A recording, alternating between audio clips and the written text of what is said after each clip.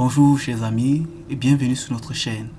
Aujourd'hui nous allons parler d'un thème assez captivant. Nous allons parler de l'attaque par force brute. Nous sommes des élèves ingénieurs de l'école de génie chimique et des industries minérales au niveau 5. Et dans le cadre de l'UE, sécurité et protection des données industrielles, nous allons faire une brève présentation sur l'attaque par force brute. Maintenant, qu'est-ce que c'est que l'attaque par force brute? Pour parler de l'attaque par force brute, nous allons parler de l'attaque. Qu'est-ce que c'est qu'une attaque? Une attaque est une action qui met en danger la sécurité des informations détenues par une personne ou une organisation.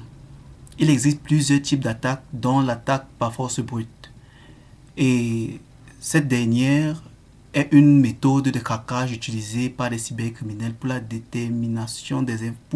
déterminer les informations d'identification des comptes, notamment les mots de passe. Elle consistait à réaliser de multiples tentatives pour accéder aux comptes utilisateurs. Voilà une brève définition de l'attaque par force brute. Elle consiste donc à forcer l'accès à un compte par la multiplication des essais des mots de passe. Donc, après un certain moment, lorsqu'on connaît bien notre sujet, il est probable que nous trouvons ce mot de passe et que nous accédions à son compte. Maintenant, quelles sont les données impliquées dans l'attaque par force brute?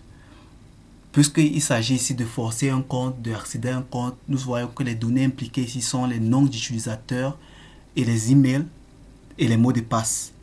Et la typologie de ces données sont les données intangibles ou numériques, puisque ces données sont plus des mots de passe.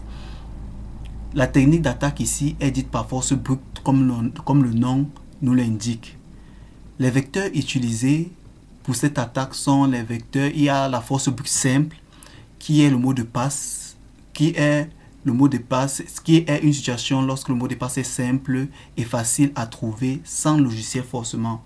Ici, nous trouvons dans une situation où nous connaissons notre sujet et nous connaissons l'entourage de notre sujet. Il suffit donc d'essayer une combinaison de mots ou d'aspects ou d'outils qui est dans l'environnement de notre victime afin d'essayer son mot de passe. Et lorsque nous connaissons vraiment notre sujet, nous allons nous rendre compte qu'après un certain moment, nous allons trouver ce mot de passe. Nous pouvons également utiliser un dictionnaire de mots de passe. Il existe un répertoire ou un dictionnaire de mots de passe déjà craqué qui est publié sur Internet. En utilisant donc ce dictionnaire-là, nous allons procéder par essai et essayer aller pas à pas, essayer plusieurs mots de passe dans ce dictionnaire. Et au bout d'un moment, nous allons finir par trouver ce mot de passe. Et nous avons également la méthode hybride qui combine les deux précédents. Maintenant, pourquoi cette attaque réussit-il la plupart des temps? Cette attaque réussit simplement parce que les mots de passe que nous utilisons au quotidien dans nos comptes Google, dans notre compte Gmail, Yahoo et consorts sont des mots de passe assez simplistes,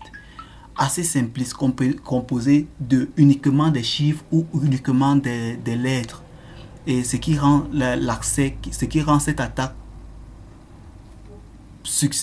qui donne du succès à cette attaque dans la plupart des cas. Maintenant, les mesures pouvant empêcher la réussite de cette attaque.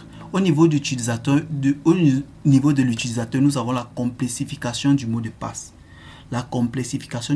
Lorsque dans notre mot de passe, nous insérons des caractères, des lettres, des chiffres et des caractères alphanumériques, cela rend notre mot de passe un peu plus compliqué et empêche la réussite de l'attaque par force brute. Et également, nous avons la limitation de nombre de tentatives. Lorsque, par exemple, à 4 ou à 3 tentatives, le système se bloque, cela empêche la réussite de cette attaque. Au niveau maintenant de l'entreprise, nous avons l'identification multifacteur ou l'utilisation des CAPTCHA dans le cas des robots pour s'assurer que ce n'est pas un robot qui accède à notre compte. Maintenant, le hacking par force brute. Nous allons essayer de contextualiser l'attaque par force brute.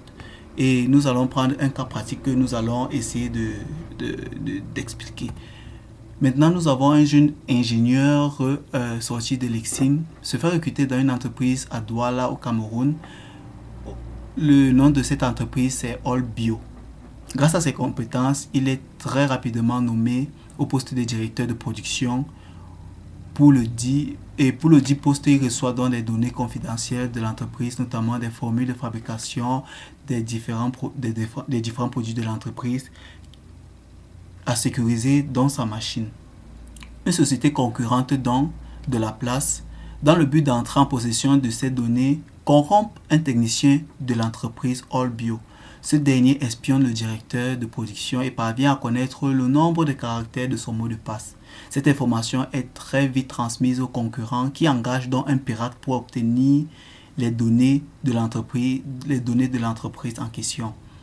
Le pirate utilise la méthode par force brute en générant un ensemble de mots de passe de façon automatique afin d'infiltrer la machine du directeur de position. Au bout d'un temps, il obtient le mot de passe et révélant les données de l'entreprise All Bio.